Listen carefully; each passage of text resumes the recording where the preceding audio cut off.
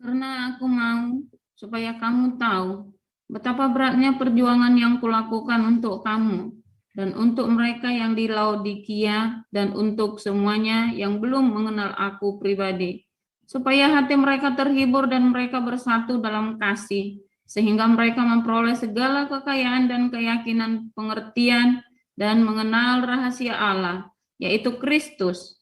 Sebab di dalam dialah tersembunyi segala harta hikmat dan pengetahuan. Hal ini kukatakan, supaya jangan ada yang memperdayakan kamu dengan kata-kata yang indah. Sebab meskipun aku sendiri tidak ada di antara kamu, tetapi dalam roh aku bersama-sama dengan kamu, dan aku melihat dengan sukacita tertib hidupmu dan keteguhan imanmu dalam Kristus. Kamu telah menerima Kristus Yesus Tuhan kita, karena itu hendaklah hidupmu tetap di dalam Dia. Hendaklah kamu berakar di dalam Dia dan dibangun di atas Dia. Hendaklah kamu bertambah teguh dalam iman yang telah diajarkan kepadamu, dan hendaklah hatimu melimpah dengan syukur. Hati-hatilah supaya jangan ada yang menawan kamu dengan filsafatnya yang kosong dan palsu, menurut ajaran turun-temurun dan roh-roh dunia, tetapi tidak menurut Kristus. Sebab dalam Dialah berdiam secara jasmania seluruh kepenuhan kealahan, dan kamu telah dipenuhi di dalam Dia. Dialah kepala semua pemerintah dan penguasa. Dalam Dia kamu telah disunat, bukan dengan sunat yang dilakukan oleh manusia, tetapi dengan sunat Kristus yang terdiri dari penanggalan akan tubuh yang berdosa. Karena dengan Dia kamu dikuburkan dalam baptisan, dan di dalam Dia kamu turut dibangkitkan juga oleh kepercayaanmu kepada kerja kuasa Allah yang telah membangkitkan Dia dari orang mati. Kamu juga, meskipun dahulu mati oleh pelanggaranmu, dan oleh karena tidak disunat secara lahiriah, telah dihidupkan Allah bersama-sama dengan Dia, sesudah Ia mengampuni segala pelanggaran kita, dengan menghapuskan surat hutang, yang oleh ketentuan-ketentuan hukum mendakwa dan mengancam kita. Dan itu ditiadakannya dengan memakukannya pada kayu salib. Ia telah melucuti pemerintah-pemerintah dan penguasa-penguasa, dan menjadikan mereka tontonan umum dalam kemenangannya atas mereka.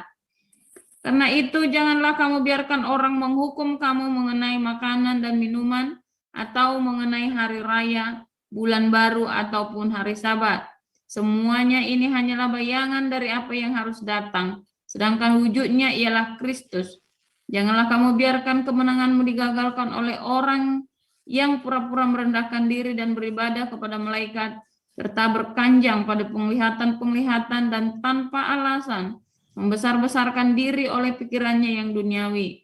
Sedang ia tidak berpegang teguh kepada kepala, dari mana seluruh tubuh yang ditunjang dan diikat menjadi satu oleh urat-urat dan sendi-sendi menerima pertumbuhan ilahinya. Apabila kamu telah mati bersama-sama dengan Kristus dan bebas dari roh-roh dunia, mengapakah kamu menaklukkan dirimu pada rupa-rupa peraturan, seolah-olah kamu masih hidup di dunia? Jangan jamah ini, jangan kecap itu, jangan sentuh ini. Semuanya itu hanya mengenai barang yang binasa oleh pemakaian dan hanya menurut perintah-perintah dan ajaran-ajaran manusia. Peraturan-peraturan ini, walaupun nampaknya penuh hikmat dengan ibadah buatan sendiri, seperti merendahkan diri, menyiksa diri, tidak ada gunanya selain untuk memuaskan hidup duniawi. Demikian firman Tuhan. Haleluya, firman Tuhan selalu baru setiap pagi apabila kita beribadah kepada Allah yang sejati, bukan kepada Allah ilusi. Malaikat-malaikat tadi itu ya, beribadah kepada para malaikat. Ya, menarik ya, beribadah kepada malaikat. Suatu ketika di kelas evangelis ada yang nanya ya, beribadah kepada para malaikat itu. Di kelas apologetik, saya ada memberikan pertanyaan, ada berapakah jumlah malaikat di dalam Alkitab kita? Udah mereka dijawab 7, 12, itu ya. Nah, ternyata berapa jumlah malaikat itu? Di dalam ini ada nama malaikat yang ada namanya ya. Ternyata cuma 3 ya. 1 Gabriel, 2 Mikael, Hallel ini sama dengan Abaddon atau Apollyon, ya. Jadi cuma 3. Nah, ternyata Gabriel itu adalah kita, orang-orang yang melakukan kebaikan kepada sesama. Nah, nanti Mikael, ini dia nih, menjadi polemik karena saksi Yehova percaya bahwa Mikael itu ternyata adalah Yesus. Siapakah yang seperti El? Siapa? Hanya Yesus yang seperti El itu. Siapakah seperti El? Yesus. Nah, Mikael ini adalah penghulu malaikat. Ya, komandannya para malaikat. Siapa komandannya para malaikat? Ya Tuhan Yesus. Panglimanya para malaikat ini kan? Ya Yesus. Wah, itu ya. Wah, ini kira sesat ini sama dengan saksi Yehova. Oh, bukan. Itu kan tafsir, ya kan? Boleh-boleh saja. Karena memang secara hurufiah artinya seperti itu. Ya, Gabriel, the man of God. Mikael, siapakah seperti El? Hail El, ya, terpujilah El, ya kan? Atau kalau satu lengkap itu artinya Hail itu artinya bersinar. Lengkap, tapi tadi kata Hail El, ya. Hail El, terpujilah El. Nah, Hail ini adalah kemudian dia memuliakan dirinya sendiri, ya. Terpujilah El ini kemudian memuliakan. Kalau pujian itu tidak diberikan kepada El, tapi kepada kita menikmati semua pujian itu, maka kita sedang menjadi helel, menjadi setan. Anda yang menikmati pujian dari orang itu, Anda sedang menikmati setan ya. Makanya orang kalau muji-muji saya risih ya. Nggak enak. Ya, khawatir. Apalagi kalau berlebihan ya. Jadi teman-teman jangan tersinggung kalau saya nggak meresponi ya. Jangan tersinggung. Karena memang itu bahaya. Pujian-pujian itu semua bahaya. Komplimen itu tidak harus berupa pujian.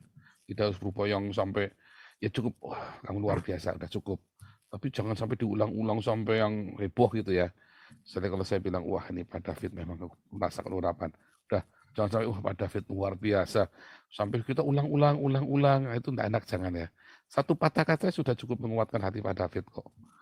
Ya kalau memang Anda diberkati dengan pujian Pak David, Anda diberkati oleh Pak Weles, Anda diberkati oleh Bu Vivi dan Pak Alex, Anda diberkati oleh yang lain. Nggak usah sampai berulang-ulang pujian itu. Satu patah kata bahwa Anda, terima kasih ya menguatkan sekali pujiannya.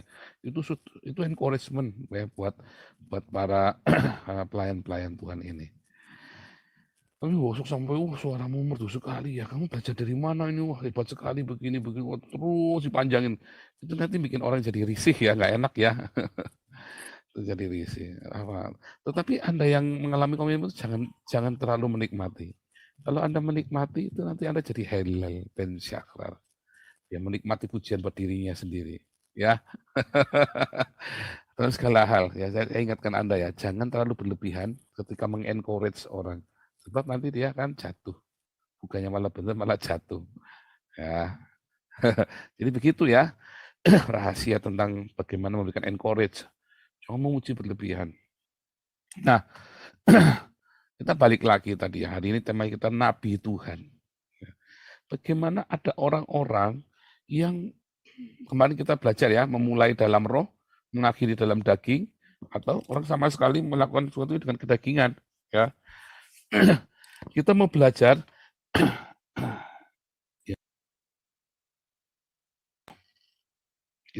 hari ini bagaimana orang-orang yang sudah hidup di dalam roh ini ya, kemudian dia menjadi salah ya. Orang-orang ini kemudian dia masuk ke dalam ibadah-ibadah ilusi yang buatannya sendiri, mulai dari Yerobeam ya dan anak-anaknya Rehabeam nanti kalau Anda lihat ya. Mereka akhirnya mulai melakukan pemujaan terhadap yang bukan Allah. Walaupun itu letaknya ada di bait Allah. Dan mereka menjadikan itu adalah sebuah Allah. Ya. Itu sudah mulai di zaman ini ya gereja awal-awal ya. Ketika patung-patung itu mulai dimasukkan ke dalam gereja. Tadinya itu adalah kontekstual, tidak salah. Tetapi banyak orang-orang yang lemah imannya, kemudian dia menganggap patung ini suci, keramat dan sebagainya. Ya. Dan dia akan stuck di situ iman dia. pertumbuhan iman dia akan stuck di situ. Ketika dia menganggap patung ini suci, keramat, dan seterusnya. Karena iman di dalam perjanjian baru ini tidak boleh eh, tidak boleh tertuju kepada benda-benda,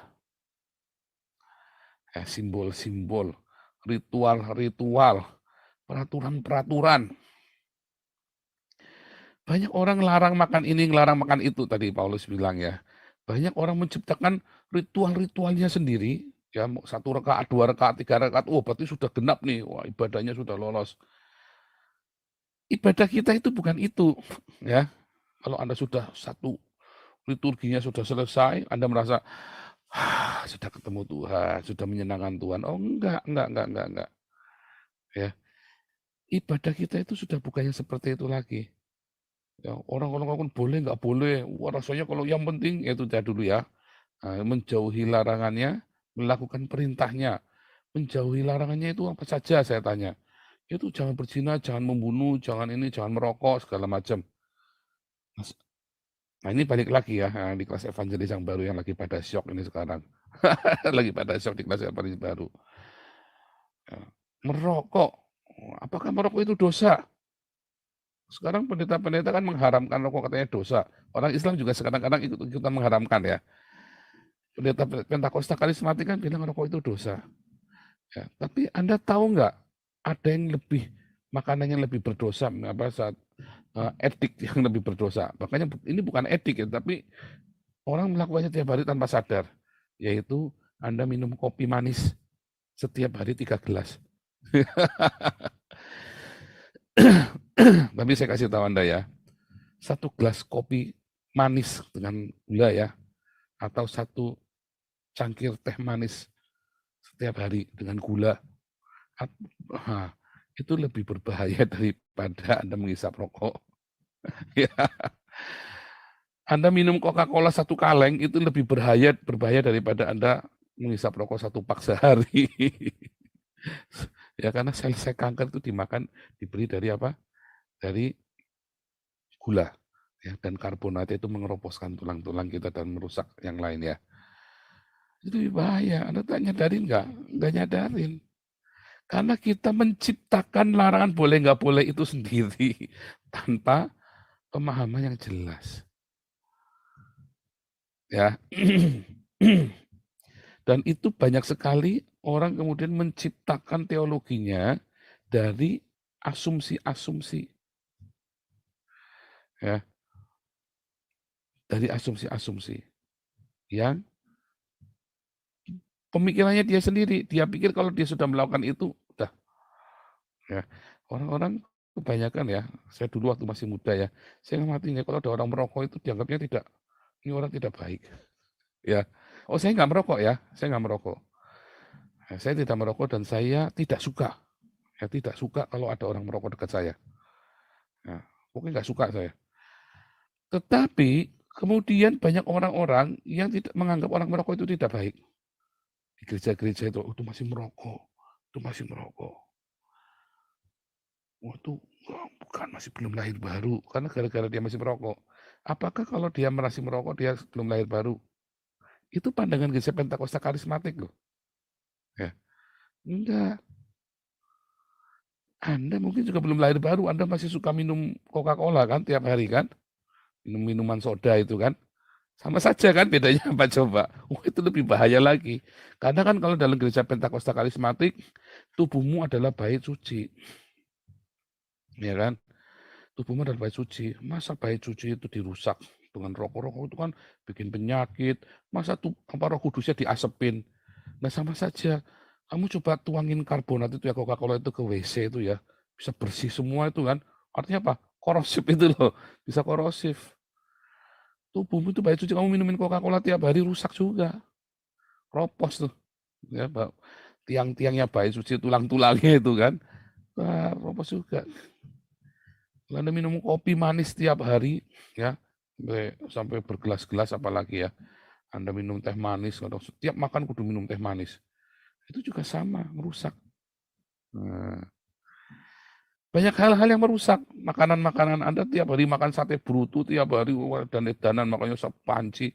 Anda tiap hari makan sate kambing, tiap hari makan sate kambing. Itu merusak. Semua banyak yang merusak. Makan delojo itu merusak. Ya. Nah, itu adalah asas-asas yang dasar. Tetapi seringkali itu ditentukan oleh manusia. Untuk menentukan boleh nggak boleh, jangan. Parameter lahir barumu itu jangan ditentukan gara-gara merokok tidak merokok. Jangan ditentukan hanya gara-gara orang ini, wah ini masih merokok, jadi jangan nggak boleh pelayanan. Ya, nggak boleh pelayanan apa? Saya tidak suka orang merokok ya. Balik lagi ya, artinya saya tidak suka, benar-benar nggak suka orang merokok saya. Jadi kalau saya lagi nggak ngerokok, terus ada orang merokok, terus saya bisa nggak urusan dia tersinggung ya. Kadang-kadang bisa tak suruh matiin bener loh kalau misalnya itu lagi di satu ruangan, wah saya bisa bangun tak, mas matiin tuh rokoknya. Saya terganggu. Wah nggak urusan, saya pokoknya siapa saja orang bisa tak suruh matiin itu kalau lagi ngerokok.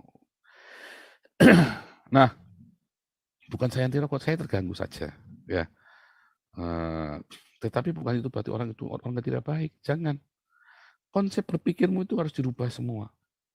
Tapi banyak kali hamba-hamba Tuhan yang menghindari rokok, tetapi dia mengajarkan Tuhan ilusi di dalam gerejanya. Minyak urapan yang ilusi. Misalkan hanya minyak urapan itu yang ada khasiatnya. Ya kan? Anggur jamuan kudus.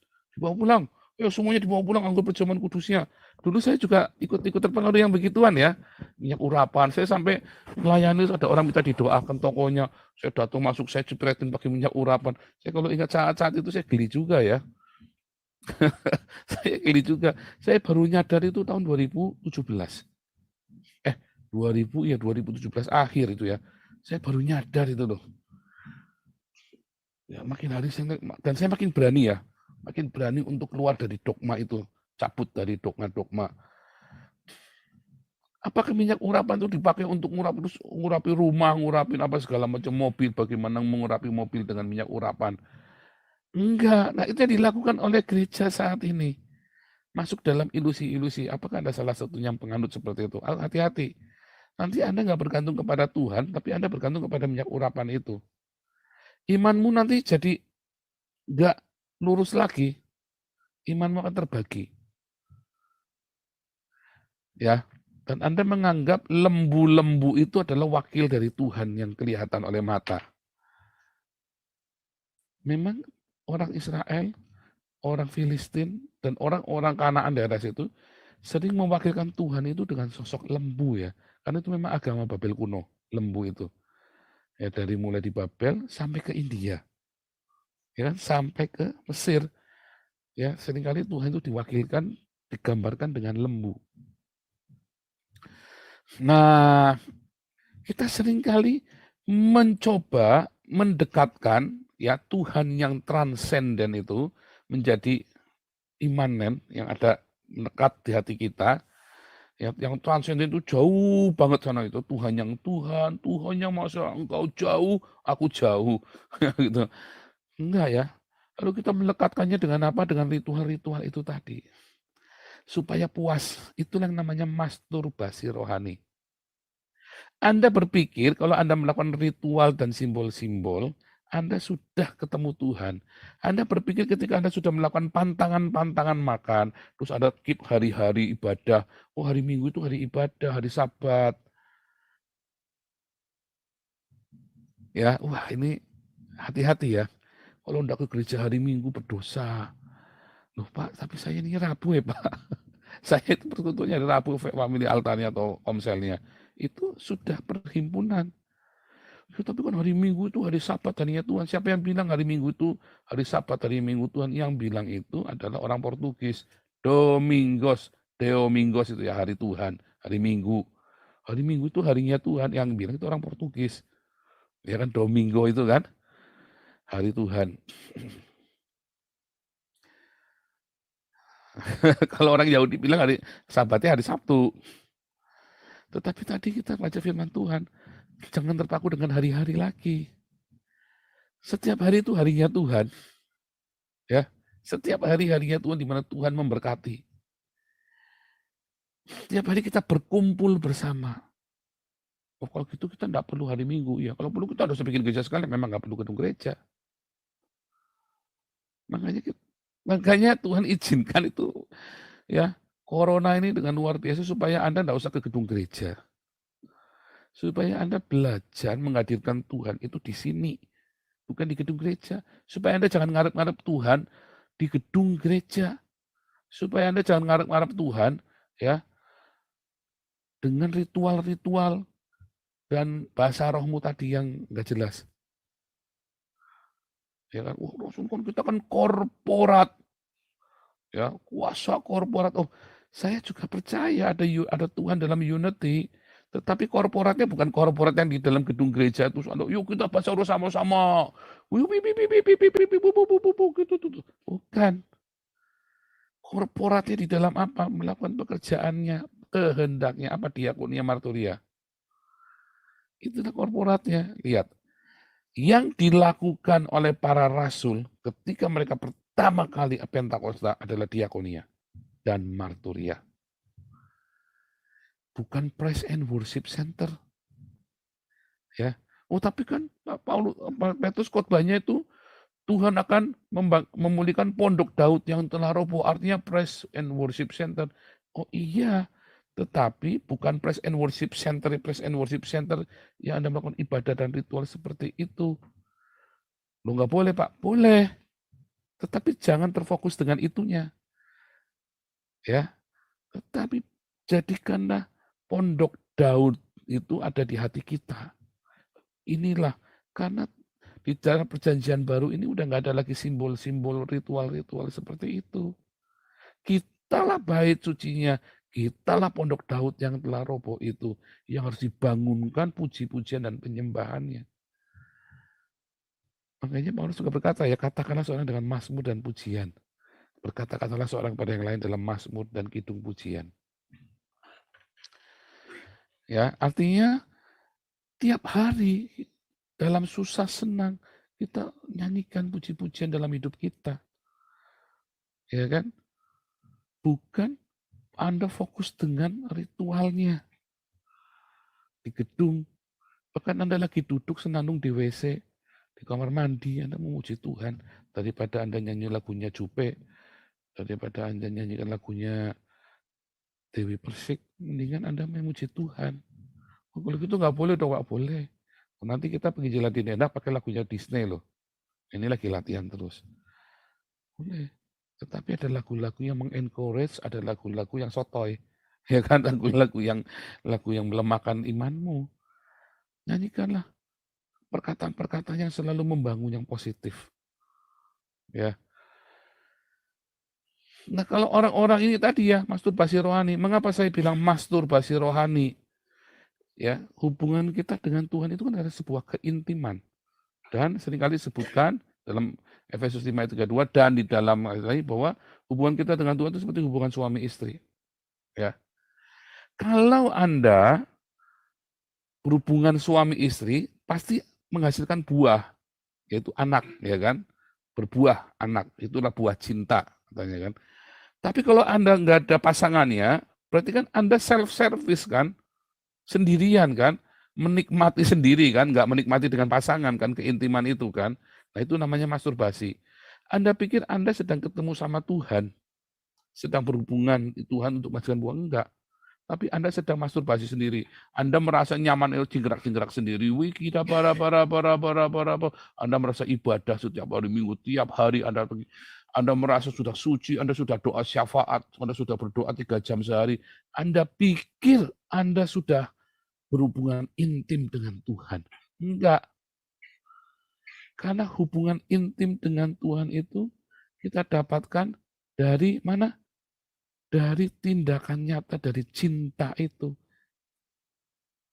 Karena ketika Anda berkata, aku percaya Tuhan, Tuhan dalam konsep itu harus dirubah. Jangan sosok bapak tua yang nun jauh di sana, jenggotnya panjang, yang tua renta, wah tua banget. Yang makanya tata Allah yang dilihat oleh Yohanes itu kosong ya. Tata itu kosong, tiba-tiba ada anak domba yang menyatakan itu tadi, Sang Allah itu, yaitu cinta. Nah, kalau bilang cinta, Anda harus tunjukkan cinta itu. Menghasilkan hal-hal yang baik dalam hidupmu. Cinta itu selalu menghasilkan hal-hal yang baik dalam hidupmu ya. Bukan menghancurkan, bukan ingin kehancuran seseorang. Kalau Anda di dalam hati ingin menghancurkan seseorang, itu bukan cinta. Itu kebencian. Tapi kalau Anda ingin membangun, memberikan yang terbaik, ya, kan kalau ada yang membencimu, memfitnahmu, Anda coba pikirkan yang baik, selalu yang baik. Itulah cinta. Ya. Itulah cinta. Objeknya siapa? Sesama. Kalau kita mengasihi Allah, maka kita harus mengasihi sesama. Kalau kita membenci sesama kita, maka tidak ada cinta di situ. Tidak ada kasih Allah di dalamnya. Artinya, kita tidak sedang intim dengan Allah. Begitu Anda membenci seseorang, Anda sedang nggak intim dengan Allah. Walaupun Anda ngaku-ngakunya sudah mendapat penglihatan macam-macam ya, wah itu omong kosong. Nggak ada. Walaupun Anda sudah melakukan banyak ritual, omong kosong itu nggak ada. Ya. Dan kemudian dalam tanda kutip, para nabi ini saling bernubuat. Para nabi ini saling berlomba-lomba untuk menyatakan nubuat walaupun nubuatannya tidak selalu benar. Bernubuat untuk hal-hal untuk membelokkan Anda dari jalanmu yang semula. Dibelokkan, akhirnya Anda binasa. Akhirnya rohmu itu mati. Karena Anda tidak ketemu Tuhan. Anda kelihatannya hebat di dalam gedung gereja, tetapi Anda tidak ketemu Tuhan. Saya tidak mengatakan gedung gereja itu salah. Tetapi saya katakan harus ketemu Tuhan. Ya, karena kita pun kalau lagi mau ngajar rame-rame pun senang juga di dalam gedung gereja rame-rame memuji Tuhan rame-rame ya. Masal begitu rame-rame kan senang. Memang senang. Tapi hati-hati jangan berhenti di situ. Hati-hati Anda jangan terjebak bahwa itu berarti ada Tuhan hadir di situ. Enggak. Kalau Tuhan hadir di situ, pasti komunitas itu akan berdiakonia dan bermarturia. Karena di mana Roh Kudus dicurahkan, selalu terjadi marturia dan diakonia. Selalu. Ya, Anda lihat surat-suratnya para rasul itu ya. Selalu ada diakonia marturia memberi tumpangan itu kan diakonia. Makanya kita Damaris punya proyek memberi tumpangan. Proyek 1 miliar ya untuk Jakarta ya. Doakan, nabur sekalian, sisihkan ya. Karena dengan demikian kita sedang menjamu para malaikat, Ibrani 13 ayat 2. Nah itu dibelokkan di gereja, Anda sedang dibelokkan. Ya, Anda sedang dibelokkan oleh para dalam tanda kutip nabi-nabi ini. Dibelokkan dari ibadah yang sejati. Yaitu terjebak masuk dalam ritual-ritual itu. Ibadah kepada para malaikat. Itu tadi ya. Dengan minyak urapan, dengan anggur perjamuan. Tiap pagi, ayo, tiap pagi harus makan, minum anggur perjamuan. Ya, kalau lagi kena musibah, tiap hari kamu minum anggur perjamuan. Nggak ngefek. Anda tahu nggak arti perjamuan itu? Diakonia dan marturia. Inilah darahku yang tercurah bagimu. Apa itu artinya? Menyaksikan, ya kan? Memberitakan kematian Yesus. Kalau Anda baca ya di dalam 1 Korintus 11 ayat 26. Mulai itu ya. Inilah tubuhku yang terpecah bagimu. Terpecah, perbuatlah ini untuk mengingat aku. Apa? Diakonia, memecah roti.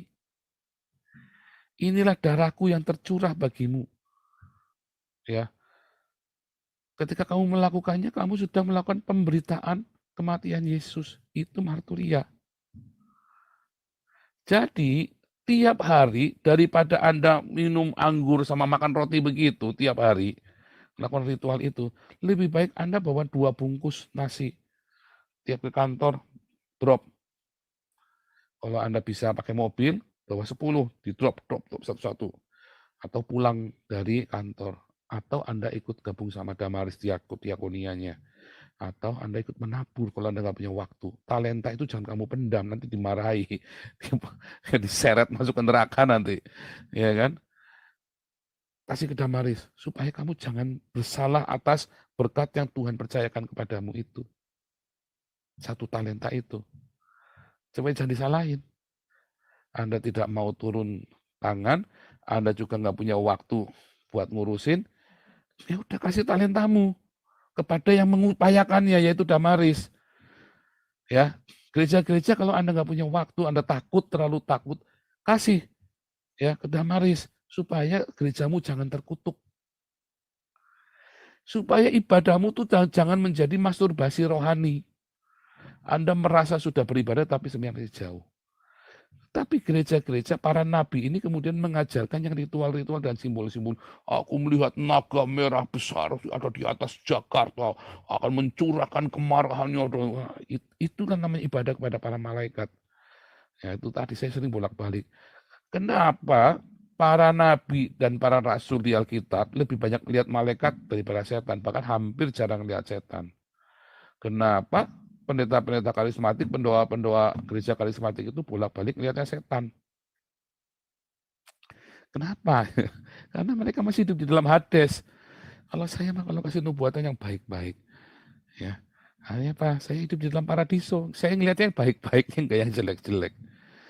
Terus nanti Anda mulai membuat mitos-mitos malaikat, terus ngarang-ngarang sendiri cerita tentang para malaikat ini. Yang di Alkitab nggak ada. Oh, itu kitab Henok, Pak. Nah, kitab Henok itu apokrifa. Ya itu baru ditulis tahun 400 dan berbahasa Yunani dan tidak dianggap kitab suci. Bahkan dianggap dongeng ya sama orang Yahudi. Bahkan dianggap dongeng.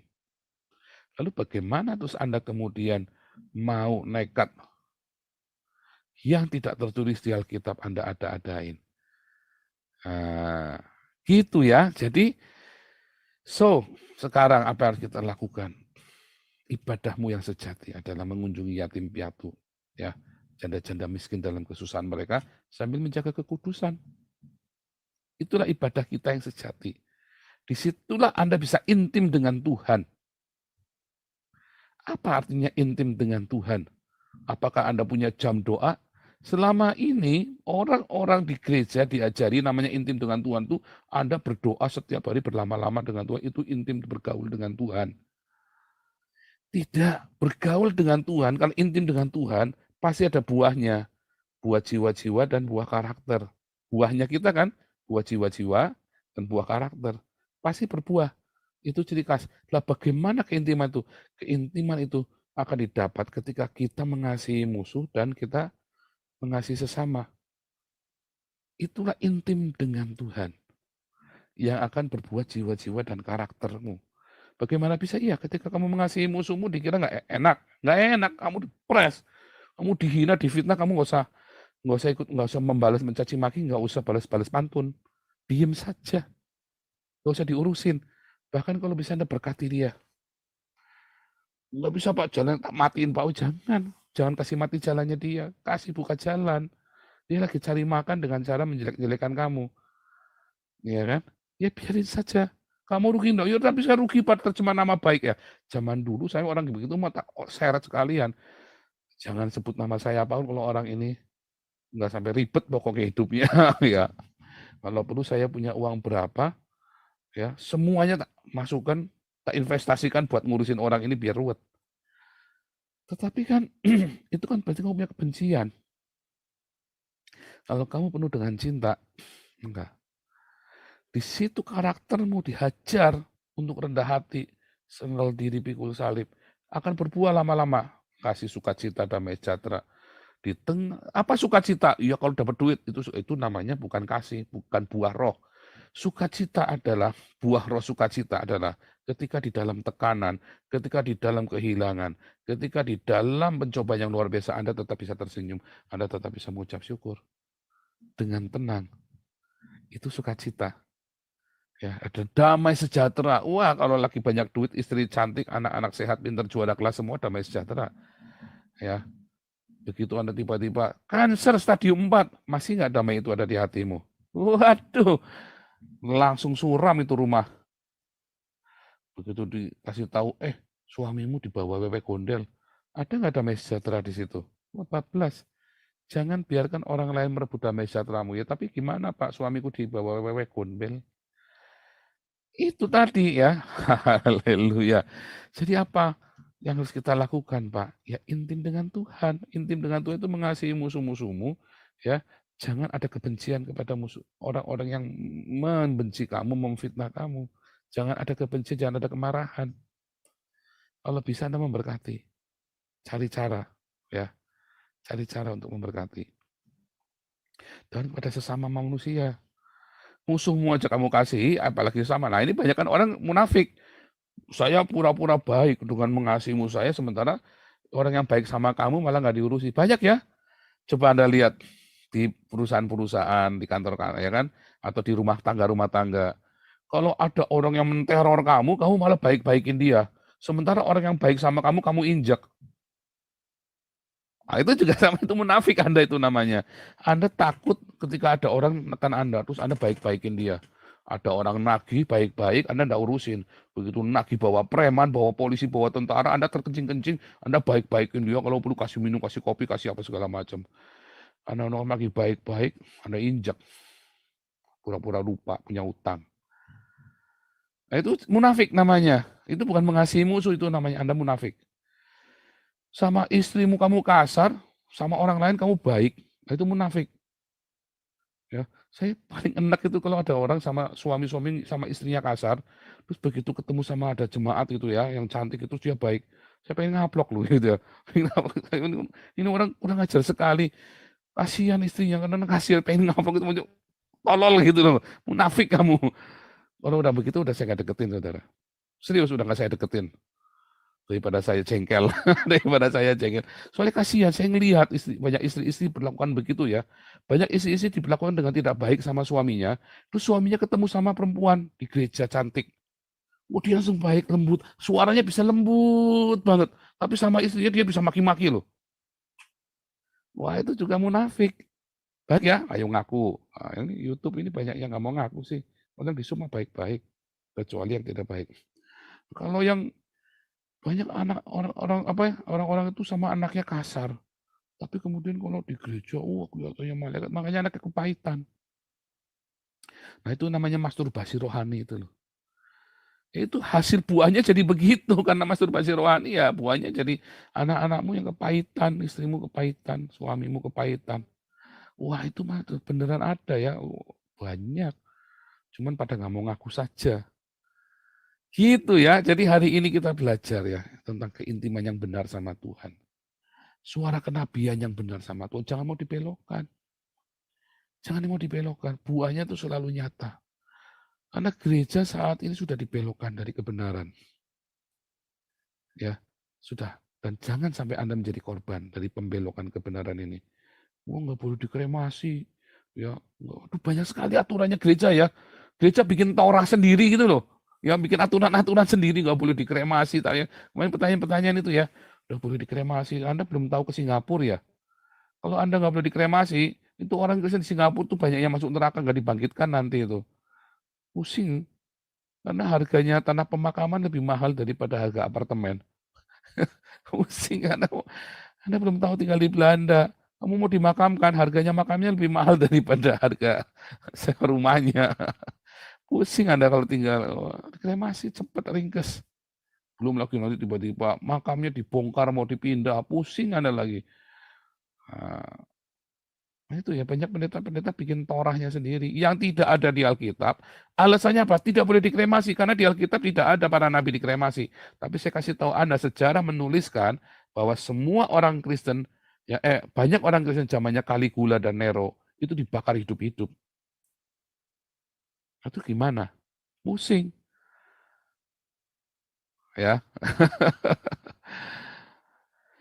Kedua, ya, mitos-mitos di gereja ya yang membuat Anda